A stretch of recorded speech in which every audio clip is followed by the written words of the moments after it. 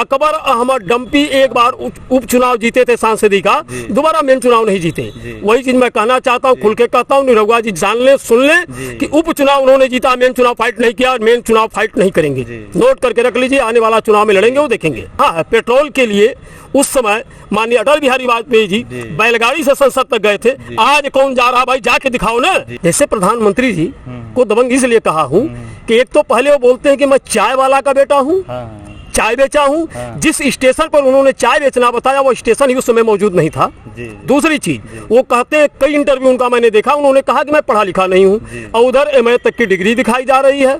तो दबंगई नहीं तो है क्या? यही हमारी मंत्री स्मृति ईरानी जी सिलेंडर लेकर के चौराहे पर प्रदर्शन कर रही थी। प्रधानमंत्री उस समय के जो थे कांग्रेस के मनमोहन सिंह को उनको चूड़ियां भेज रही थी। अरे जरा सा नरेंद्र मोदी जी को भी चूड़ियां तो भेज के दिखाइए, तो हम माने कि आप जनहित की बात करती हैं। हो जनहित की बात तो दिखाइए।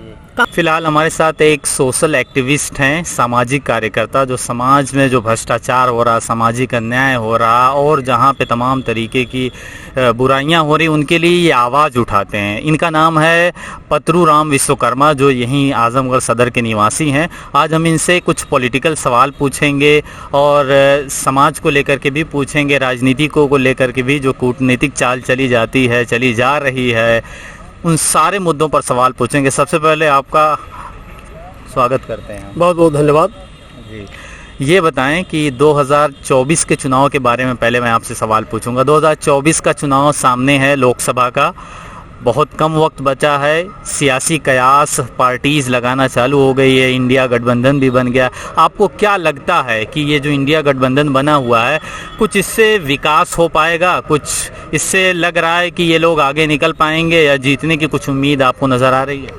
देखिए, सबसे पहले मैं आपको बता दूं, जो ये गठबंधन हो रहे हैं 2024 लोकसभा चुनाव को लेकर के, एक सबसे बड़ा मामला ये है कि हमारे देश के बहुत ही दबंग प्रधानमंत्री गिने जाने वाले माननीय आदरणीय नरेंद्र मोदी जी, तो नरेंद्र मोदी जी को, भाजपा को तो ये लगता है कि मैं अकेले ही चुनाव को फाइट कर जाऊंगा। तो अगर इनको लगता है कि मैं चुनाव फाइट कर जाऊंगा, जीत जाऊंगा, तो इनको अन्य पार्टियों से गठबंधन की आवश्यकता? सबसे पहला प्रश्न तो ये उठता है। अगर ये जानते हैं कि भाजपा बड़ी ही विशाल पार्टी है, बड़ा काम की है, बड़ा विकास की है, बेटी बचाओ बेटी पढ़ाओ तमाम नारे हैं, तो ये क्यों गठबंधन कर रहे हैं भाई? अकेले दम पे चुनाव लड़के दिखा दे तो हम भी मान जाएंगे, चुनाव जीतने वाले और जीत जाएंगे। तो इसका असर होगा, चुनाव में बहुत बड़ा असर होगा। और जो तरह तरह की देश के साथ या प्रदेश के साथ जो घटनाएं हो रही हैं, जो दुर्व्यवस्थाएं हैं, किसानों का मुद्दा ले लीजिए, चाहे बेटियों का, महिलाओं का मुद्दा ले लीजिए, ये सबसे बड़ा शर्मनाक चीज है, जो कहने में भी अपने आप को शर्म आती है। जी, जैसे आपने एक टर्म का यूज़ किया यहाँ पे, दबंग प्रधानमंत्री है, तो ऐसे किस बुनियाद पे, किस घटना के आधार पे आप कह रहे हैं दबंग प्रधानमंत्री? जैसे प्रधानमंत्री जी को दबंग इसलिए कहा हूँ कि एक तो पहले वो बोलते हैं कि मैं चाय वाला का बेटा हूँ, चाय बेचा हूँ। जिस स्टेशन पर उन्होंने चाय बेचना बताया वो स्टेशन ही उस समय मौजूद नहीं था। दूसरी चीज, वो कहते हैं, कई इंटरव्यू उनका मैंने देखा, उन्होंने कहा कि मैं पढ़ा लिखा नहीं हूँ, और उधर एमए तक की डिग्री दिखाई जा रही है। तो दबंगई नहीं तो है क्या? इससे बड़ा दबंगई क्या होगा? शशि भूषण शरण सिंह, जो अभी पहलवानों वाला मुद्दा है, इनके पार्टी का कोई नेता, सांसद, विधायक, मंत्री किसी महिला के साथ कोई अत्याचार कर दे, वो मोदी वॉशिंग पाउडर ऐसा बना हुआ है कि इसमें जो जाएगा सब धुल जाएगा। उसके पास में कोई दोष रहेगा, न कोई अपराध होगा, न कोई भ्रष्टाचार उसके ऊपर है। वही दूसरी पार्टी करेगी तो दोषी होगी। आप करिए तो बढ़िया, हम करें तो खराब है। जी अच्छा, ये जो बृजभूषण की बात कर रहे हैं, बृजभूषण शरण सिंह की, महिला पहलवानों से इतना बड़ा आंदोलन हुआ जंतर मंतर पर, तो आप क्या मानते हैं कि बृजभूषण शरण सिंह आरोपी है या फिर इसको बचाया जा रहा सरकार की तरफ से? सरकार की तरफ से खुला बचाया जा रहा है भाई जी। आप कहते हैं कि ये दूसरा अगर कोई कर देता है तो उसको पहले उठा के जेल में ठूस दो, जेल में जाए, जमानत ना हो, ये तो बढ़िया है। अगर आपका कर रहा है, चिमियानंद से लेकर के तमाम लोगों को आप देख लीजिए, जानते हैं 3 चीज से बड़ा बच के रहना चाहिए आज की दुनिया में, साधु, सांड, सिपाही। ये तीनों बेलगाम है इस सरकार में। रोड पे सांड छोड़ दिए जा रहे हैं, गाय छोड़ दी जा रही है, तमाम लोग एक्सीडेंट में मर रहे हैं, किसानों की आय कही गई दुगनी हो जाएगी, आधी से भी कम हो गई।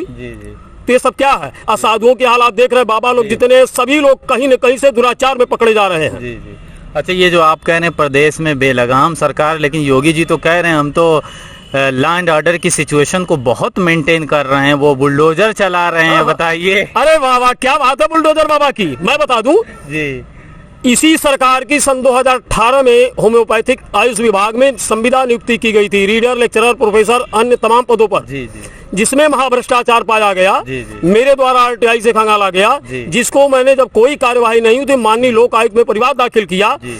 21 फरवरी 2023 को जी लोकायुक्त से आदेश करके मुख्य सचिव उत्तर प्रदेश शासन लखनऊ को कार्यवाही के लिए प्रेषित किया जा चुका है। जी, जी। आज लगभग 5 से 6 महीने गुजर गए, अभी तो वो फाइल ठंडे बस्ते में पड़ी है। जी। कारण क्या है? धर्म सिंह सैनी इनकी पार्टी में आ रहा है अब। जी जी वही उस समय आयुष मंत्री था, जी। तो महाभ्रष्टाचारी धर्म सिंह सैनी जी और तमाम आईएएस थे। जैसे कभी आजमगढ़ जिले के डीएम थे मुकेश कुमार मेश्राम जी, वो भी इसमें संलिप्त हैं। डायरेक्टर को हटा के दिया गया था पद से मेरी मामले में। जी जी और प्रशांत त्रिवेदी अब रिटायर हो गए, सीनियर आईएएस जो आयुष के प्रमुख सचिव बनाए गए थे। ये तमाम लोग उसमें लिप्त हैं। तो सरकार कहाँ कर रही कार्रवाई? जरा उनके ऊपर बुलडोजर चला के दिखावे, हम ही तो देख लें, हम चश्मा लगा के देख लेंगे कि भैया कहाँ बुलडोजर चला है। जैसे बताते हैं वो कि हम अतीक अहमद के ऊपर बुलडोजर चला रहे हैं, मऊ में देखिए आप मुख्तार अंसारी के ऊपर, यानी जो दबंग हैं, जो अनऑथराइज जमीनें कैप्चर किए हुए हैं, कह रहे हैं कि हम उनको हासिल करेंगे, उसको ले करके गरीबों में बांटेंगे और जो उनके पास घर नहीं, होमलेस, उनको देंगे। देखिए, जहाँ तक बात आ गई अतीक और मुख्तार की, तो देश की भावना से राजनीति करना बंद कर दीजिए। भारतीय जनता पार्टी में ऐसे तमाम सांसद विधायक हैं जिनके ऊपर 80 84 मुकदमे दर्ज हैं। आखिर उनके ऊपर कार्रवाई कब होगी? उनको कब मिट्टी में मिलाएंगे? मिला दीजिए, चला दीजिए बुलडोजर। जरा मैं भी देख लो कि माननीय मुख्यमंत्री जी जो कहते हैं कर दिखाते हैं। अच्छा, इसमें भी आप कह रहे हैं कि हिंदू मुस्लिम की राजनीति एक तरफा यूनिलेटरली काम किया जा रहा है? बिल्कुल किया जा रहा है। जातिवाद, धर्मवाद, ये तमाम चीजों, इन लोगों के पास कोई मुद्दा नहीं है। मंदिर मस्जिद वाला तो समाप्त हो गया।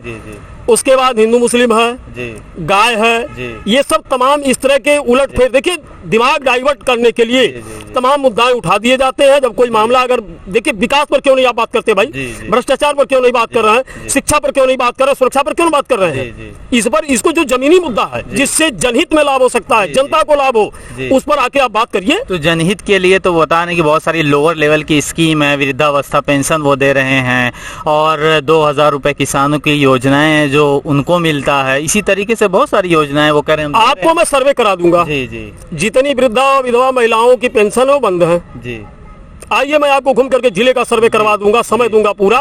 अब बता दें कि कितने % लोग पा रहे हैं। किसानों को जो किसान सम्मान निधि मिलती है उसमें भी 20% लोगों को मिल रही है, 80% लोगों को नहीं मिल रही है। वो भी तमाम समय से बंद था, अब शायद किसी का आना शुरू हुआ। कल मैंने पूछा, मुझे कुछ बताए हैं कि 2000 रुपए कल का आया है कुछ लोगों के खाते में। ये सब एक बहकावे की बात है, भुलवाने की राजनीति। जो फ्री में राशन दे रहे हैं तमाम जनता को, गरीब कह रहे हैं कि गरीबों का हम कल्याण कर रहे हैं, उत्थान कर रहे हैं। अच्छा ये बताइए, आप गरीबों का उत्थान कर रहे हैं, कल्याण कर रहे हैं, पर व्यक्ति 5 किलो राशन होता है, 3 किलो चावल, 2 किलो गेहूँ। एक आदमी 5 किलो में पूरे महीने खा लेगा? कितने दिन का राशन है 5 किलो एक आदमी का? कुछ नहीं से। अभी सुनिए तो, तेल जो 100 रुपए 95 रुपया लीटर था, कड़ुआ तेल चाहे रिफाइंड, आज 200 समथिंग 200 है। ये कहाँ से ले जा रहे हैं आप? कौन सी ऐसी चीज है, खाने पीने की वस्तुएं? सिलेंडर को ले लीजिए, सिलेंडर जो 400, 450, 500 रुपए में मिलता था, आज 1200 रुपए का गांव में पहुंच रहा है। यही हमारी मंत्री स्मृति ईरानी जी सिलेंडर लेकर के चौराहे पर प्रदर्शन कर रही थी।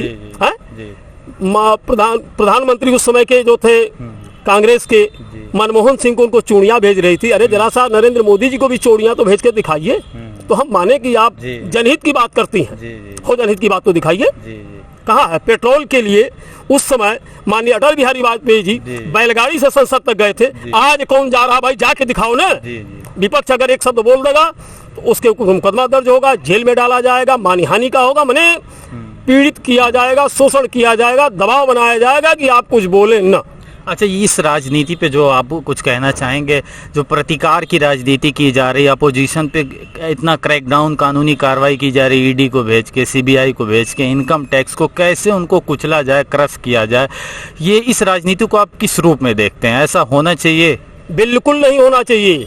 जो देश के रुपए लेके भाग गए, उनके यहाँ कहीं के बुलडोजर चला है? किसी की संपत्ति कब्जा हुई है? या आप सीधे सीधे कहिए क्या भाजपा में भ्रष्टाचार नहीं है? जी तो आप वही मैं कहा ना कि मोदी वॉशिंग पाउडर उसमें डाल दो मशीन में तो धुल के साफ हो जाएगा, बाकी के यहाँ कचरा लगा रहेगा, बाकी का कोई मतलब नहीं है। तो देखिए, अगर राजनीति करना तो इस तरह की करिए कि सबके साथ, आप में गलत है तो उसके खिलाफ भी कार्यवाही करिए, अगर दूसरी पार्टी में गलत हो तो उसके खिलाफ भी कार्य, सबको समान नजर से देखिए, तो मैं मानूंगी आप अच्छी राजनीति कर रहे हैं। जैसे मैं एक सवाल ये पूछना चाहूँगा जो बहुत महत्वपूर्ण सवाल है, आज के जो समाज में बहुत बड़ा प्रासंगिक है, जिस तरीके से पिछले कुछ सालों से युवा बेरोजगारी बढ़ती चली जा रही है, जो बेरोजगार हैं युवा जाके इलाहाबाद में तैयारी करते हैं 3 साल 4 साल 5 साल, दिल्ली में करते हैं और तमाम शहरों में करते हैं जाके तैयारियाँ, और आकर के बेचारे उनको नौकरी नहीं मिलती है, वैकेंसीज नहीं निकलती, डिपार्टमेंट में बहुत सारी वैकेंसी वैकेंट है, खाली उसके बावजूद भी नहीं भरी जा रही है। तो इस पे आप क्या कहना चाहेंगे? जो युवा हैं पढ़ लिख करके, पढ़ी लिखी बेरोजगारी है ज़्यादा, देश के सामने सबसे बड़ी यह एक चुनौती है, जो आपने कहा बहुत बड़ी समस्या है। सबसे बड़ी बात मैं उन युवा बेरोजगारों के लिए कहूँगा जो शिक्षित हैं। आप मुझे एक बात बताइए, इस सरकार में जितनी भी नियुक्तियाँ निकली सबका पर्चा लीक हो जाता है। अच्छा, एक फॉर्म को भरने में एक युवा का कम से कम 500 रुपया खर्च हो जाता है।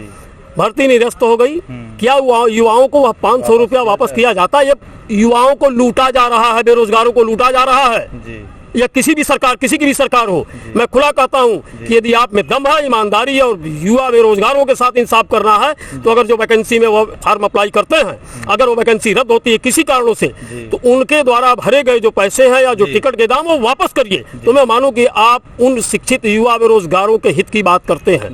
ये तो अन्याय की बात है, सीधे सीधे जो होता है वही हो रहा है। अच्छा, किसानों की बात पे मैं थोड़ा सा आना चाहूँगा। किसान जिस तरीके से बहुत परेशान हाल है, खासकर पश्चिमी उत्तर प्रदेश की बात कर लें, राजस्थान के कुछ इलाके में, हरियाणा के, पंजाब के, अभी 2020-21 में प्रोटेस्ट भी हुआ, उन्होंने MSP की गारंटी के लिए अपने मुद्दे को रखा, अपनी डिमांड को रखा, लेकिन सरकार ने तो आर्जी तौर पे, अस्थायी तौर पे वादा तो कर दिया था कि मैं इसको हटा दूंगा, इस कानून को हटा दूंगा, आपको MSP के लिए गारंटी दे दूंगा।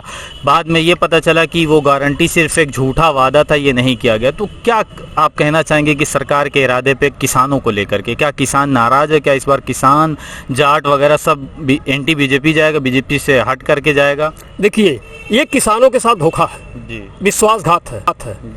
प्रधानमंत्री जी जो कहते हैं वो करते नहीं है। उन्होंने कहा मैं देश बिकने नहीं दूंगा, कसम इस मिट्टी की देश नहीं बिकने दूंगा। देश की तमाम चीजें निजीकरण में जा रही हैं, बिक रहा है। तो प्रधान जी जो कहते हैं वो करते नहीं है, ठीक उल्टा करते हैं और उल्टा बोलते हैं। तो किसान पीड़ित है, किसान निश्चित रूप से सरकार के विरोध में मत डालेगा, जो मेरा मानना, निजी मानना है और जो मैं देख रहा हूँ, जो मैं भी बहुत घूम रहा हूँ, घूमने से देखने से जो मुझे मिल रहा है, किसान निश्चित रूप से सरकार के विरोध में मतदान करेगा, ये पक्का है। अच्छा, मैं और पूछना चाहूँगा आपसे कि ये जो बुलडोजर की पॉलिटिक्स स्टार्ट होगी 2017 में, योगी आदित्यनाथ हमारे माननीय मुख्यमंत्री जी उत्तर प्रदेश के, उन्होंने एक नया चलन चालू कर दिया न्याय व्यवस्था का कि अगर कोई ऐसी चीज़ें होती हैं, कोई घटनाएं होती तो डायरेक्ट बुलडोज कर दिया जाए, घर को ही पूरा गिरा दिया जाए।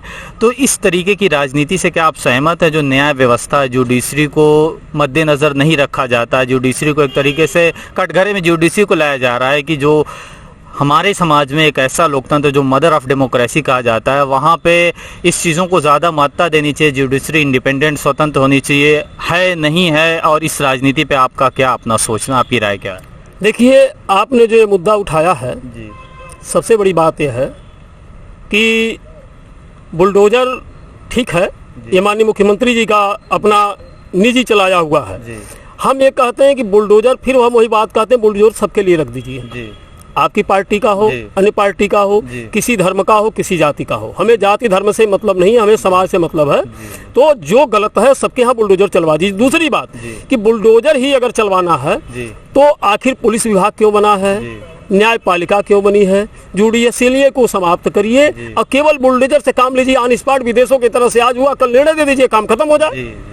हालांकि जो गलत है, जो अपराधी बड़ा है, उसके खिलाफ कानूनी कार्यवाही, कठोर से कठोर कार्यवाही होनी चाहिए, बिल्कुल होनी चाहिए। हम इसमें सहमत हैं, इसमें हर कोई भी सरकार हो उसके साथ है। लेकिन किसी व्यक्ति विशेष के साथ हो, किसी जाति विशेष के साथ हो, किसी धर्म विशेष के साथ हो, ये गलत है, ये नहीं होना चाहिए। आप मानते हैं कि जाति विशेष के साथ या धर्म विशेष के साथ ऐसी चीजें हो रही हैं? बिल्कुल हो रही हैं। जी। अब तमाम नाम तो नहीं लेना चाहता हूँ क्योंकि आजकल तो मुकदमे धड़ से होगा, अमानहानि दावा दाखिल होगी।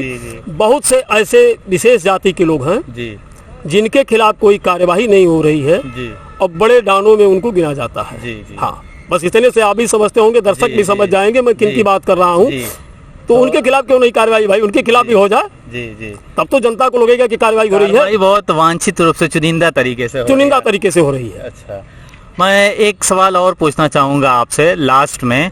आजमगढ़ को लेकर के, ये आजमगढ़ में जिस तरीके से समाजवादियों का गढ़ कहा जाता है, यानी समाजवादी आइडियोलॉजी के लोग यहाँ रहते हैं और समाजवादी की 10 सीट है, तो क्या भाजपा तो सरकार में है, उत्तर प्रदेश में भी कुछ विकास आजमगढ़ को लेके कर रही है या फिर आजमगढ़ ऐसे ही एकदम डिस्क्लेम्ड है? देखिए, जहाँ तक विकास की बात करेंगे तो इस सरकार में एक विश्वविद्यालय की स्थापना हुई है, उसके लिए भी हम लोग भी धरना प्रदर्शन हो रहा था तो सहयोगी बने थे उसमें। मैं भी अपनी टीम लेकर आया था, धरना प्रदर्शन में सहयोग किया था। लेकिन सबसे बड़ी बात यह है कि विकास देखेंगे तो विकास तो कुछ नहीं है मेरे देखने में। दूसरी बात, आपने कहा कि 10 विधायक समाजवादी पार्टी के हैं, सही है, 10 पार्टी के 10 उनके विधायक हैं और चुनाव वो सांसदी का हार गए। उसके 2 रीजन आप मानिएगा। एक तो सरकार का असर होता है, सत्ता का हनक होता है। भारतीय जनता पार्टी के तमाम मंत्री जिले में लगा दिए गए थे चुनाव जिताने के लिए निरहुआ जी को। निरहुआ जी को याद दिलाना चाहूंगा आपके माध्यम से कि ये जब मेन चुनाव लड़े थे तो उन्होंने कहा था कि मैं ब्रह्मा के लेख को भी बदल देता हूँ। बिल्कुल, मुझे याद है TV9 भारत पे अजीत अंजुम के साथ ये वार्ता तो चला था जी तो नहीं बदल पाए। जी। दूसरा, आजमगढ़ का इतिहास जानिए क्या रहा है। जो उपचुनाव जीता है वो कभी फाइनल चुनाव नहीं जीता है। जैसे अकबर अहमद डंपी एक बार उपचुनाव जीते थे सांसदी का, दोबारा मेन चुनाव नहीं जीते। वही चीज मैं कहना चाहता हूँ, खुल के कहता हूँ, निरहुआ जी जान ले, सुन ले कि उपचुनाव उन्होंने जीता, मेन चुनाव फाइट नहीं किया और मेन चुनाव फाइट नहीं करेंगे। नोट करके रख लीजिए, आने वाला चुनाव में लड़ेंगे, वो देखेंगे। ये थे हमारे साथ एक सोशल एक्टिविस्ट, मैंने नाम आपको पहले ही बता दिया। इन्होंने अपनी बातें अलग अलग मुद्दों पे रखी। बहुत बहुत शुक्रिया हमारे साथ जुड़े रहने के लिए।